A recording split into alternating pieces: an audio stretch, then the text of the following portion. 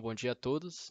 Me chamo Leonardo e vou estar fazendo aqui a abertura do nosso trabalho de conclusão de curso, né, do TI, da Tecnologia da Informação. É bom para a gente saber, para a gente se aprofundar um pouco mais no tema de TI, da Tecnologia da Informação, nós temos que saber da onde ela surgiu e quais foram os primeiros contatos com o ser humano com a tecnologia e para poder ter um pouco mais de noção sobre o tema. A tecnologia, ela vem se desenvolvendo com muita rapidez, né, nos dias de hoje. O que também impulsiona muito o avanço, né, de programas, de sistemas, softwares, hardware, e afinal a tecnologia ela se tornou quase uma lei na sociedade atual. Então hoje vamos dizer que 80% das pessoas aí têm acesso à internet, acesso a redes sociais, e por isso muitos especialistas eles apresentam, né, ditam muitas soluções na tecnologia a cada dia. Então podemos dizer que daqui para frente, daqui em diante, a tecnologia ela tende só a se evoluir, só a ainda mais crescer e daqui para frente podemos até dizer que hoje é só o começo, né? Daqui a alguns anos, talvez algumas décadas, a tecnologia pode ser uma coisa gigantesca. Bom, agora quando surgiu a tecnologia da informação, quais foram assim os primeiros contatos com o ser humano na tecnologia da informação? Diante da descoberta ali da eletricidade, né, por Tales de Mileto ali no ano dos anos 700 antes de Cristo, foi o primeiro ponto de partida no início, né, no avanço da tecnologia, desenvolvimento da tecnologia da informação. Assim disso, começou a surgir ali a prensa topográfica, né, no século XIV, algumas calculadoras e caixas registradoras no século XIX, e já no século XIX também começou a surgir os primeiros programas de computadores, né, que revolucionou ali a transmissão tanto de informações, tanto de dados. E ali durante ali a Segunda Guerra Mundial foi onde aconteceu ali uma grande transição, né, de computadores ali de programações de sistemas em computadores modernos, né, tanto no uso da guerra como programações, localizações, e até então essas máquinas, como já dito, elas vêm evoluindo e vão ali se conectando o mundo inteiro até hoje. E como também dito, tende só a evoluir, só a crescer, né? Aqui para frente a tendência dela é só a evolução mesmo. Bom, um ponto muito bom para a gente abordar também é onde é implantada a tecnologia da informação, onde ela é mais abordada, onde ela é mais usada.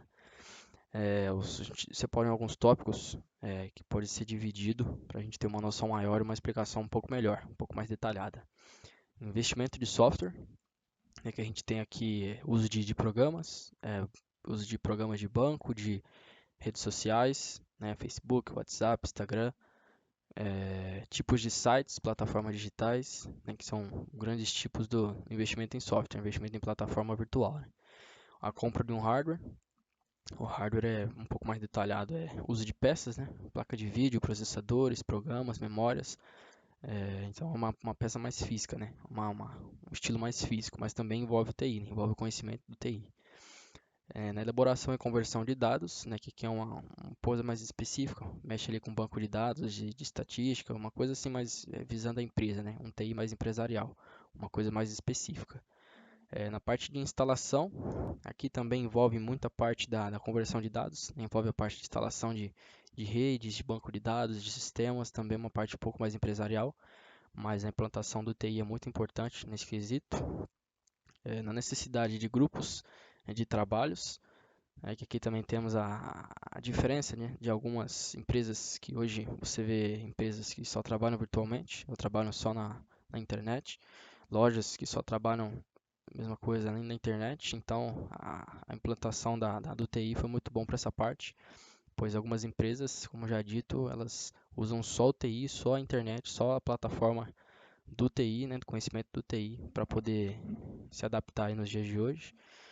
E um outro tópico muito importante também é a adaptação dos sistemas pelos usuários, né? Então você vê aí, antigamente pessoas precisavam ali para se falar com cartas, era muito difícil, né, o contato. Então a adaptação foi muito boa nessa parte, né, do TI. Então hoje você vê praticamente pessoas se adaptando na tecnologia. Então, pessoas elas têm computadores, têm celulares, então a adaptação do TI foi muito boa nessa parte, nesse quesito aí. Bom, um tópico muito importante para a gente abordar também é qual a finalidade do TI, né? Qual o tipo das principais finalidades que a tecnologia da informação pode nos ajudar nos dias de hoje. Para a gente começar a falar sobre isso, a gente tem que saber aonde tudo começou, né? Onde a gente tem aqui um tópico muito importante do cabo telegráfico, né? Que os cabos telegráficos são ali cabos submarinos, né? Que são alocados ali no relevo oceânico entre algumas estações terrestres e ele tem como maior função transmitir alguns sinais de comunicação através de alguns dos trechos do mar.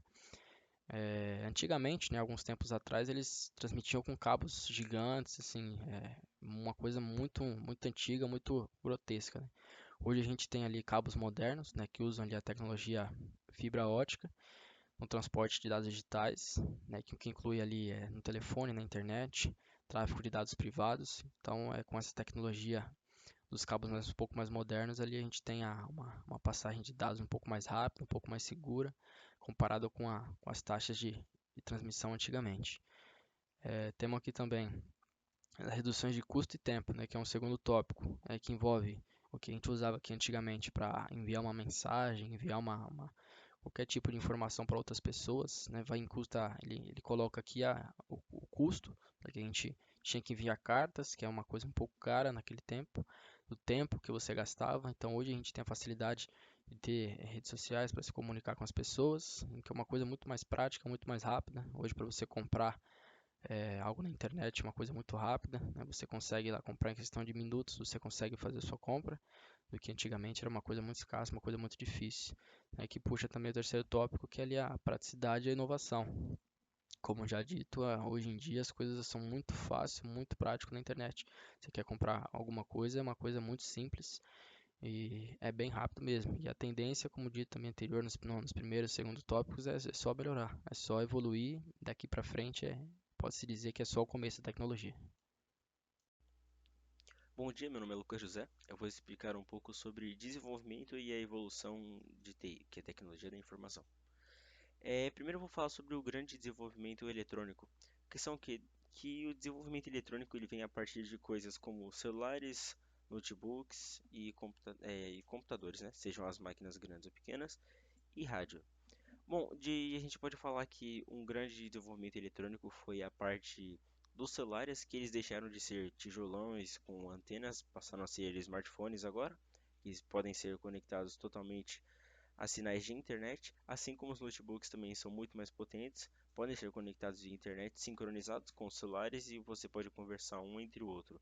Por exemplo, a gente entra aqui no modo que é da globalização, que se conecta a isso, que é, por exemplo, alguém que está no Japão pode conversar com alguém que está no Brasil.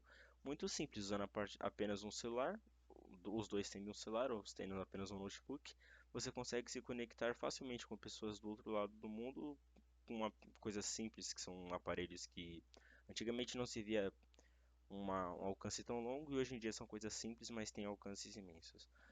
A gente coloca aqui também outro ponto que é o aumento da eficiência. O TI também melhorou a capacidade de muita coisa, por exemplo, a parte de robótica. Robótica nem sempre são aqueles robôs mecatrônicos que são grandes e fazem funções físicas.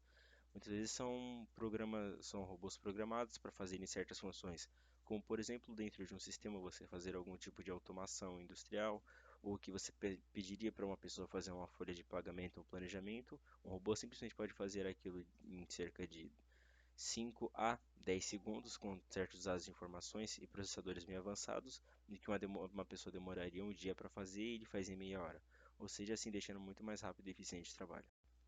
Referente a toda a evolução de TI, a gente pode falar que hoje em dia o acesso ao público ele é muito maior. Porque antigamente para ter um celular ou qualquer aparelho que você pudesse conectar a pessoas a longas distâncias era uma coisa muito cara e até muito difícil de se conseguir. Hoje em dia é uma coisa, digamos, que não sai tão caro, não é uma coisa que se custa uma fábula de dinheiro. Você pode conseguir de formas não tão caras assim, né? Você pode ter o seu celular dentro de casa, você não precisa ir até um lugar, uma agência, como muitas pessoas iam antigamente na rua, para usar um orelhão para falar com alguém que estivesse do outro lado de São Paulo. Hoje em dia, dentro de casa, você pode ter o seu, tendo acesso à internet, que também não é uma coisa que sai tão cara quanto na década de 90 ou de 80, que era uma coisa que saía num valor absurdamente alto e saía um pouco mais barato você usar ele durante a madrugada. Vou falar também um pouco sobre a automação de processos, que seria o que? Em vez de você fazer uma coisa, por exemplo, uma pessoa tem que fazer aquilo repetidas vezes, você coloca um sistema de programação combinado a uma inteligência artificial que automaticamente fica repetindo aquele processo várias e várias vezes num loop infinito, simplesmente tendo um comando que é só para repetir aquilo até que alguém chegue e mande um comando para ele parar. E nisso a gente coloca a menor chance de erros. Por exemplo, digamos que um robô precise calcular uma trajetória até um lugar, como por exemplo no Google Maps. Uma pessoa tendo uma bússola ou um mapa, talvez ela projetaria errado o caminho ou se perderia no meio da rota. Um robô de primeira, ele calcula as chances de erro, ele calcula por via de satélite o trânsito que tem, algum animal morto na estrada ou até mesmo algum tipo de problema que pode haver no caminho. Então, sendo assim, as chances são totalmente diminuídas porque eles são programados e feitos para isso. Eu sou o Vitor, eu vou falar um pouco sobre algumas áreas do TI. A segurança da informação é uma das áreas mais importantes.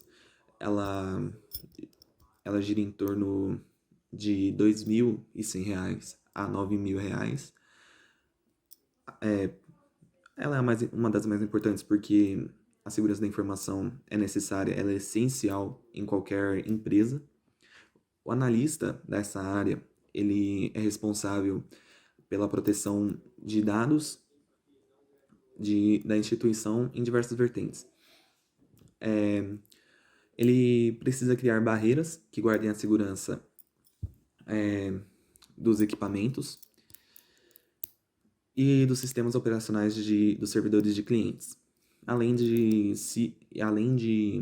tentar impedir qualquer ataque hacker. Se ocorra alguma tentativa de um hackeamento, de alguém tentando hackear o sistema de alguma empresa, essa pessoa em específico dessa área é quem vai ser responsável por cuidar disso.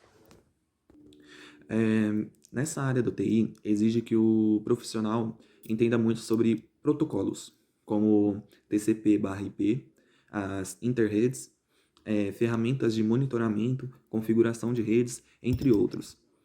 Contanto com tudo isso, o analista tem que estar sempre antenado às novidades relativas ao seu setor. Para que esses conhecimentos sejam adquiridos, o estudante pode tentar ingressar em universidades que ofereçam os cursos de ciência ou engenharia da computação e informática. Suporte técnico. Essa área ela é tão indispensável quanto a anterior que eu citei, pois ela é responsável por solucionar os problemas do dia a dia de uma empresa, como consertar computadores e o acesso ao sistema operacional. O profissional dessa área, desse setor, deve ter conhecimento sobre a estrutura das redes em geral, além da utilizada na empresa, sistemas de gestão de TI e de banco de dados, bem como hardware e software. Essa área é um tanto quanto básica, portanto o salário não é tão alto. Ele chega em média de R$ 1.000 e podendo alcançar R$ 7.000. O suporte é uma área que não necessita tanto estudo, dependendo da empresa. Então, o estudante ele pode apenas cursar um técnico em informática ou em análise de suporte. Já é o suficiente. Programação. Nessa área, como há diversas linguagens de programação, o profissional ele pode se dirigir para vários setores de atuação dentro do mesmo cargo. Ele pode desenvolver softwares empresariais ou pessoais, criar sites e aplicações na web. E também ele ainda pode fazer a manutenção de qualquer um desses que foram citados. Diferente dos outros campos da área de TI, é ideal que o programador ele já saiba em qual deles queira ingressar, para poder estudar uma linguagem específica. Isso porque trabalhar na web precisa ter algumas noções diferentes daqueles que atuaram com software. Em primeiro caso, é necessário entender sobre os códigos voltados à internet, como HTML, que é uma linguagem de marcação utilizada, na construção de páginas na web, o CSS, que é um Casting Style Sheets, é um mecanismo de adicionar estilos a um documento web, e deve saber fazer sites performarem bem, como sistemas de back-end e entre outros. Já nos softwares, tem a linguagem C, que é uma linguagem de programação compilada de propósito geral. Podem ser mais úteis, assim como integrações a equipamentos físicos, como impressoras, TVs, drivers e CD-DVDs.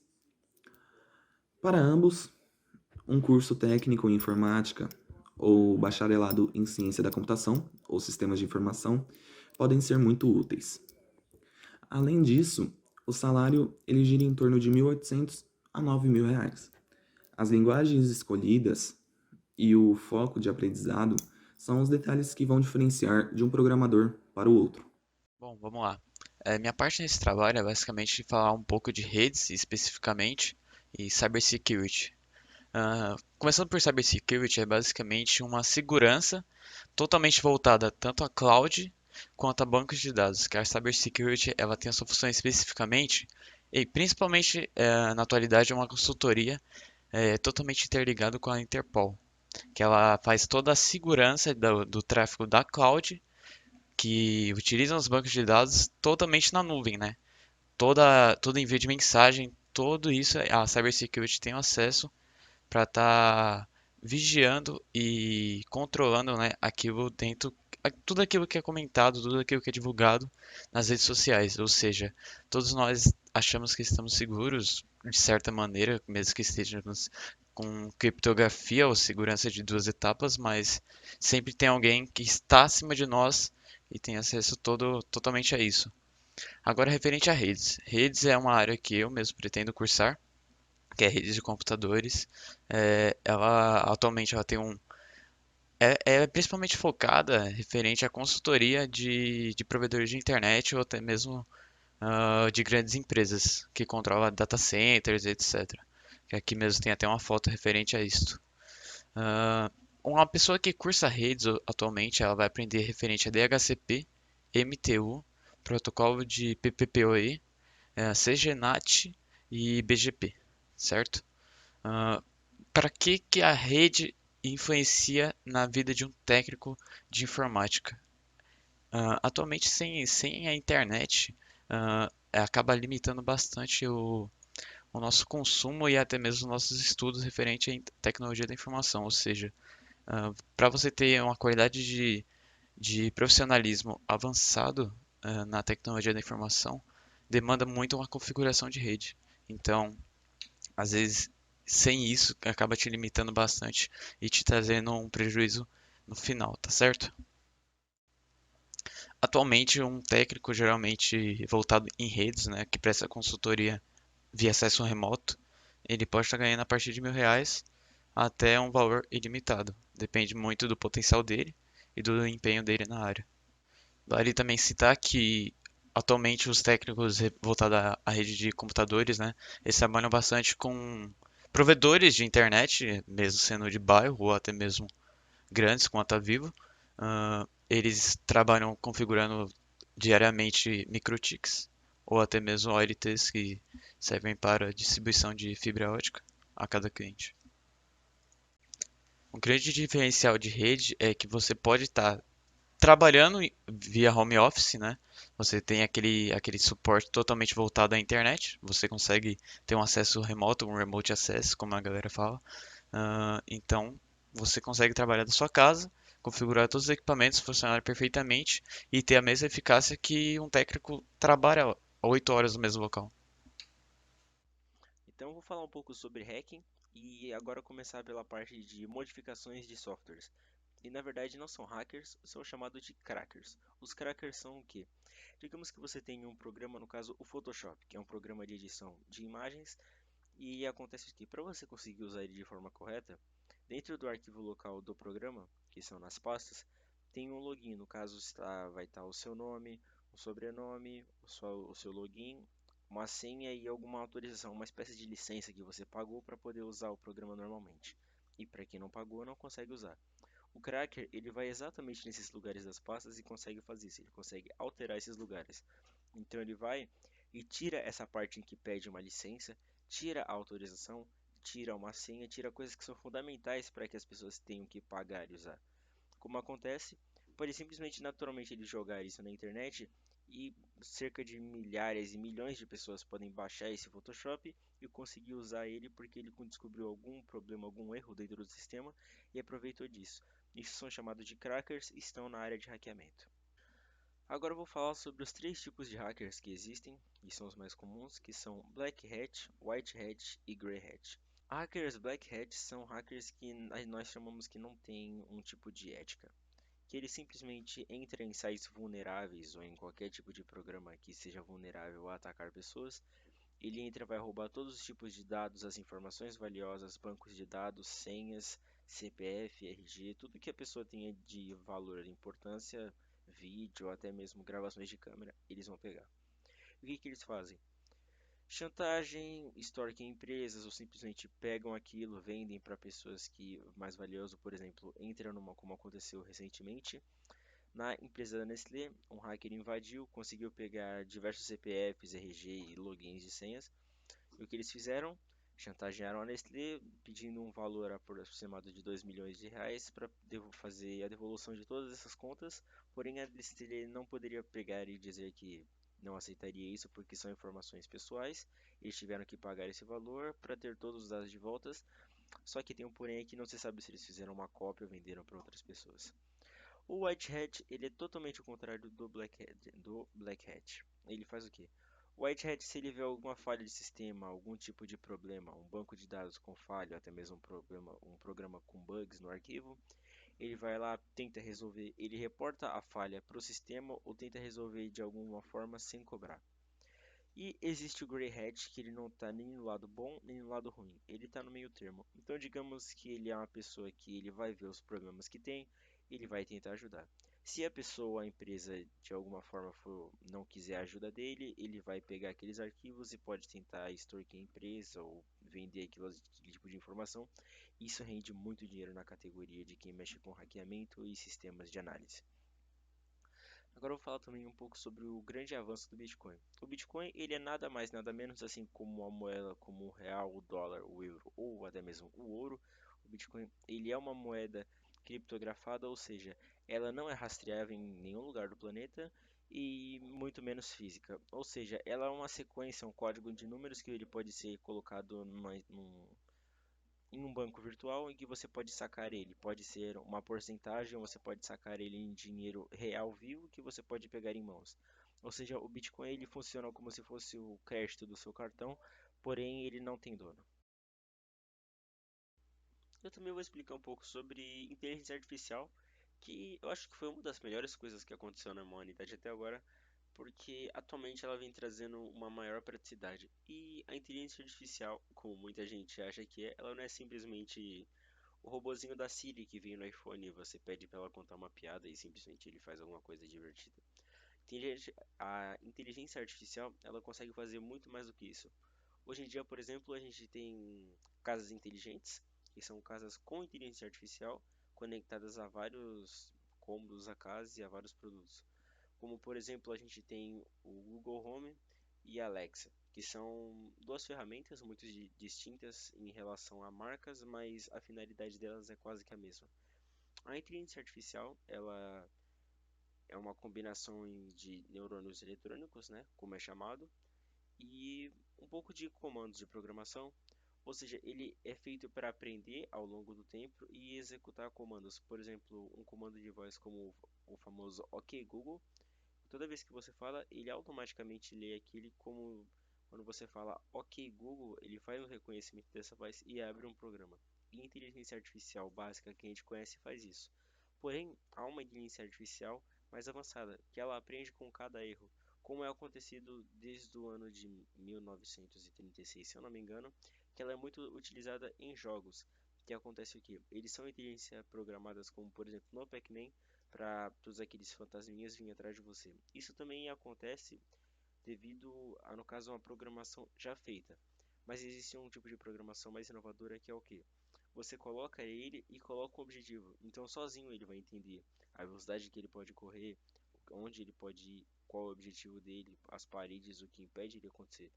Isso é utilizado hoje em dia por uma empresa chamada Tesla. Ela fabrica carros, então ele usa a base que é o Google Maps, no caso a velocidade da via, lugares que tem congestionamento, e ele faz o carro ser dirigido automaticamente sozinho.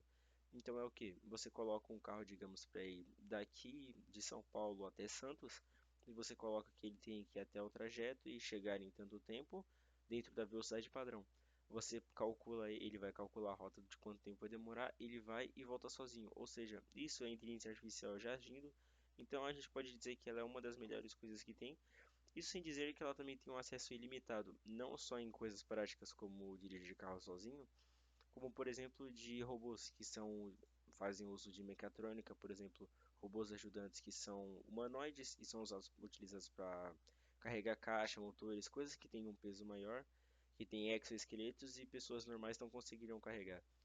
E eles, além de ter uma inteligência artificial que não só foi programada para fazer aquilo, assim como robôs russos que também foram construídos para provável Terceira Guerra Mundial, ele tem uma inteligência artificial que ela é mais avançada, que além da gente, ele tem essa questão de poder aprender com cada erro e ele cada vez melhorando, e diferentemente da mente humana, a gente tem uma limitação em que a gente meio que para de aprender, que é onde chega o nosso limite, onde a gente consegue.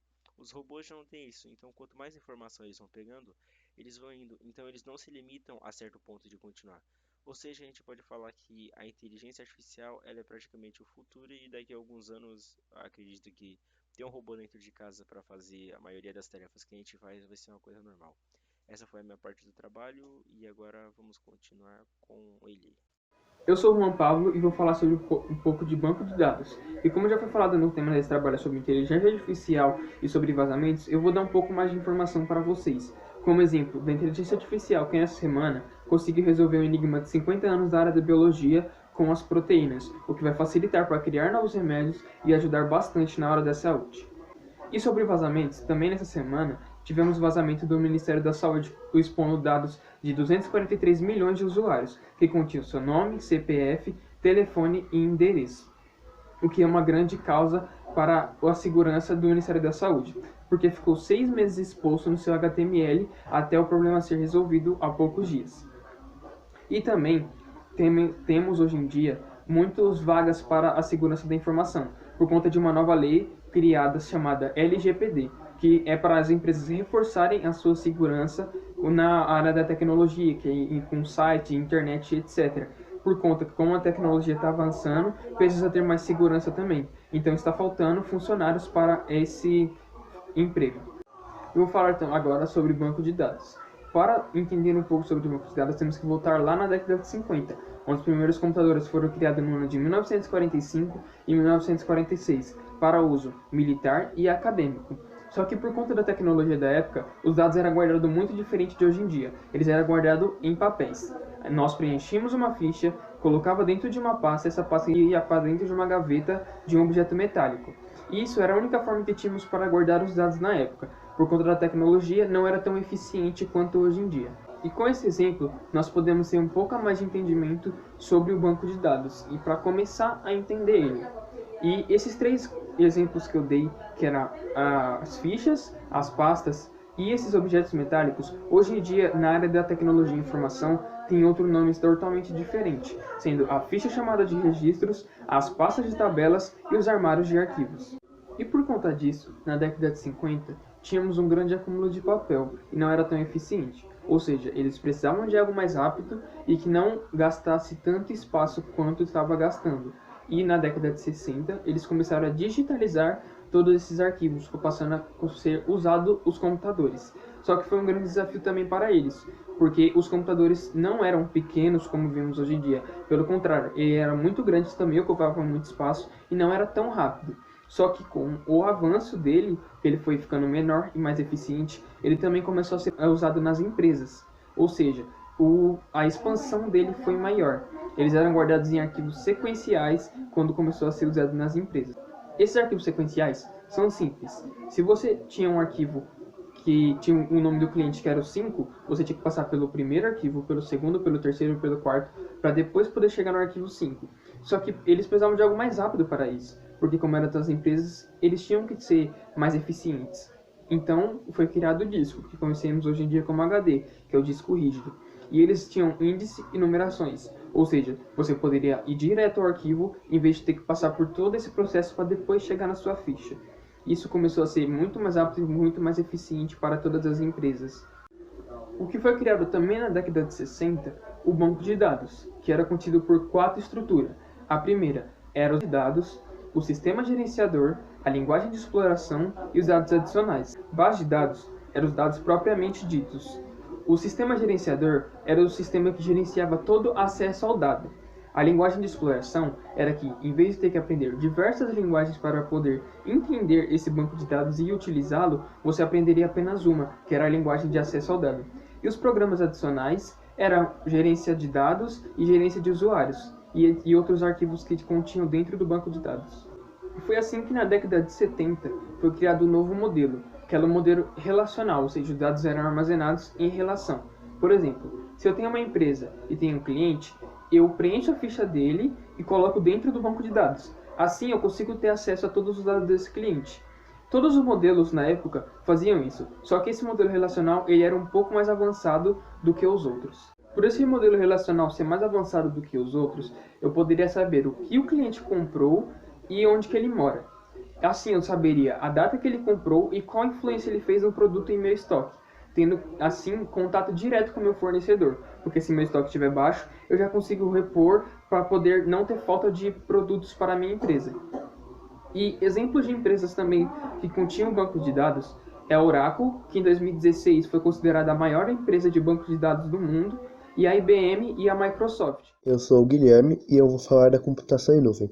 A computação em nuvem é a possibilidade de acessar arquivos e executar diferentes tarefas pela internet, onde não há necessidade de instalar aplicativos no seu computador, já que dá para acessar diferentes serviços online para fazer o que precisa. E os dados eles não são encontrados em um computador específico, mas sim em uma rede. Agora eu vou citar os exemplos da computação em nuvem. Primeiro nós temos o Dropbox, onde tudo que você precisa fazer é reservar um espaço do disco rígido, no qual ele vai ser destinado para a sincronia das nuvens. Nós temos o Google com o Gmail, que traz uma porção de ferramentas para organizar, como as mensagens, mas não só as mensagens, os arquivos relacionados com elas também vão. Nós temos o Maps, que dá para se navegar para qualquer lugar do mundo a partir de uma referência, como coordenadas. Nós temos o Docs, que traz uma porção de ferramentas estilo Office e dá para acessar com um ótimo processador de textos, uma ferramenta para planilhas e até mesmo criar e visualizar slides. E por fim, mas não menos importante, até merece uma menção, o Google Music, ou Music, né? Que dá para você escutar a sua coleção de músicas em qualquer lugar sem a necessidade de uma internet. Eu vou falar das vantagens da computação em nuvem. Talvez a mais impactante para as pessoas é a não necessidade de ter uma máquina potente, uma vez que tudo é executado em servidores remotos, e também a possibilidade de acessar dados, arquivos e aplicativos em qualquer lugar, bastando apenas uma conexão de internet. Ou seja, não é necessário manter arquivos importantes em apenas um único computador. Agora eu vou falar das desvantagens.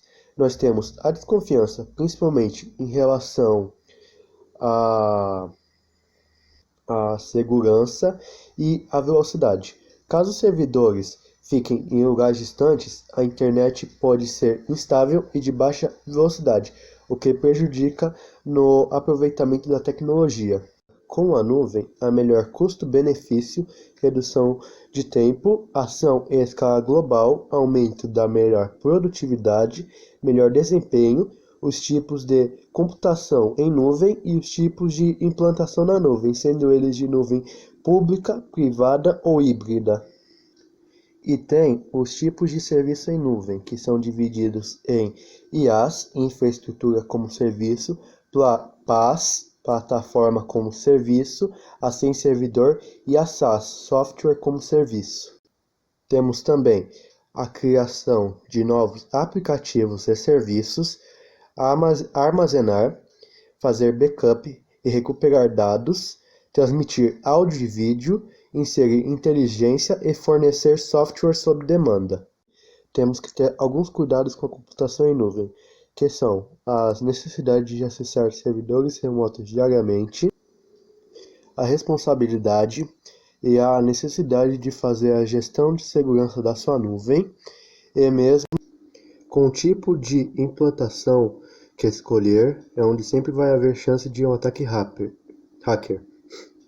Então você também tem que fazer outros tipos de cuidados, né? Além dos que já foram mencionados. E essa é a minha parte de computação em nuvem. Agora vai vir a parte de administração de sistemas, do administrador de sistemas, na verdade.